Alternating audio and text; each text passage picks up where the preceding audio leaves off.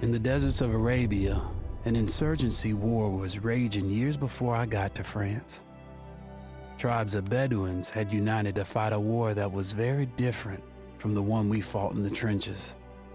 Using small, mobile units, they challenged the might of an empire, and they were rallied around the ideas of a single, influential warrior. Ideas of freedom and change.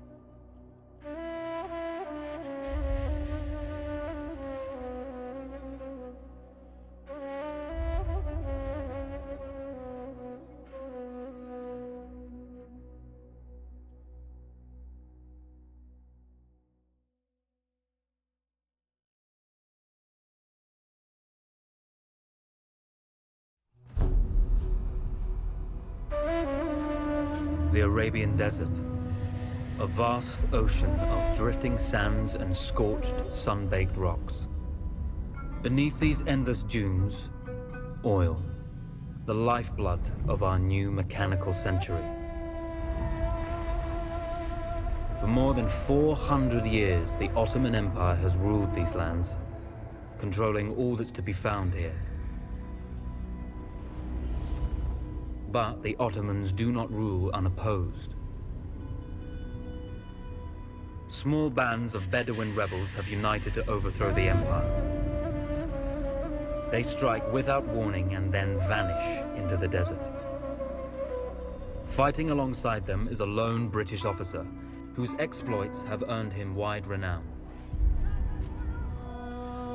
The world has taken to calling this man Lawrence of Arabia.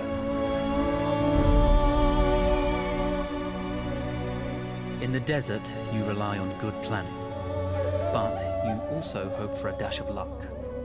And luck was with us when we learned of a recently derailed Ottoman train carrying a most interesting piece of cargo. A small patrol had joined the Ottomans who survived the crash.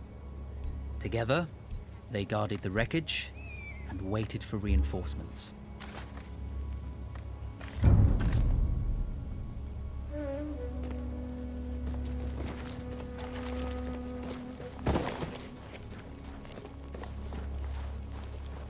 A lone fighter has just one advantage over a large enemy force. A lone fighter can move unseen.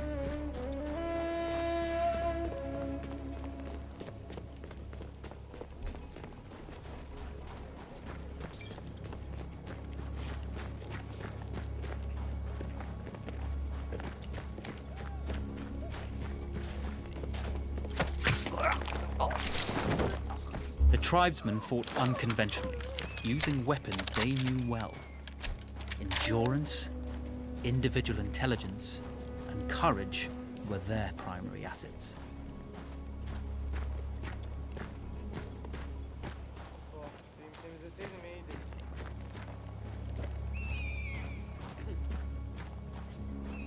Sakin. Aferin oğlum, aferin. Bu lanetçi özel. Tez zamanda çıkacağız işte.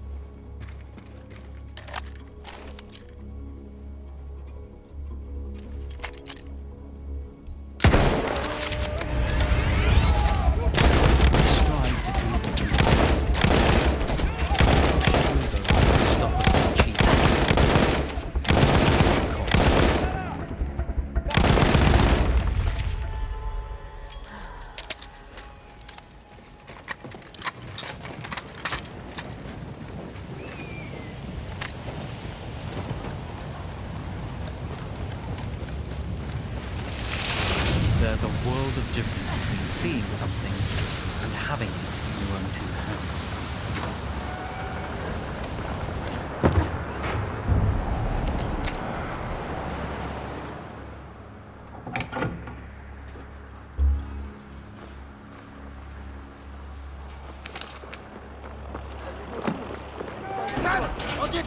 Now, now! It's over!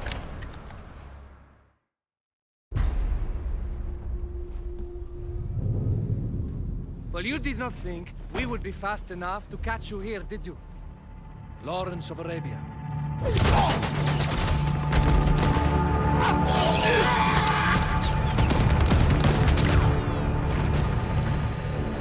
Actually, I was rather depending on it. Lawrence. Well, this is very clever. Now the hunter becomes the hunted. So who might you be? How enchanting you are, my dear. Ahmed. I'll show you enchanting. If it weren't for you, I'd be free. Free, is it? You'll be free when you're dead. And I'm happy to tell you, the Empire intends to grant you all this freedom very soon. Even now, an engine of destruction scours this desert, obliterating your allies, your families, your homes. Soon there will be nowhere to run. Nowhere to hide. Soon all that you know, and all that you love, will be ashes. You will all be free to die. Oh. Ah, you animal! Zara.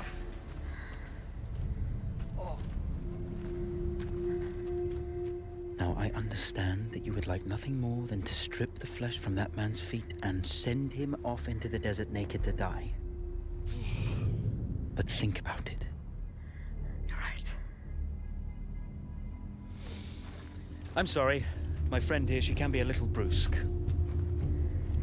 You're going to tell me how to lie to your train, so we can lure it into a trap and destroy it. Impossible. To even begin to talk to that train, you would need an entire book of communication codes. Oh, like this one, you mean? You can never stop the progress of machines. One day, the whole world will take your lands and the precious black gold beneath its sands. We shall see, my friend.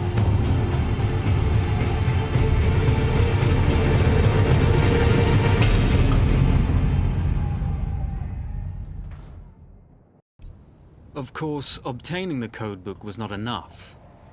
To destroy this Iron Dragon, this Canavar, as the Ottomans had named it, we had to send it 3 encrypted messages telling it to stand down. There were Ottoman outposts scattered along the railroad tracks. The commanders there carried high-priority message capsules. We had to use those to send our orders. Infiltrating the village wouldn't be easy. A full detachment of Ottoman soldiers had occupied it.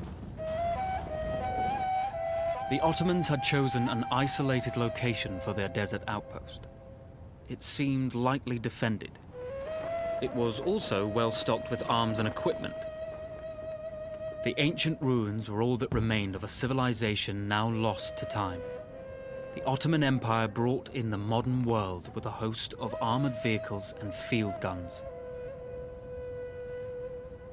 3 commanders to eliminate, 3 personal message capsules to be stolen, and then sent with our false orders. How Zara tackled this dangerous and audacious mission was up to her.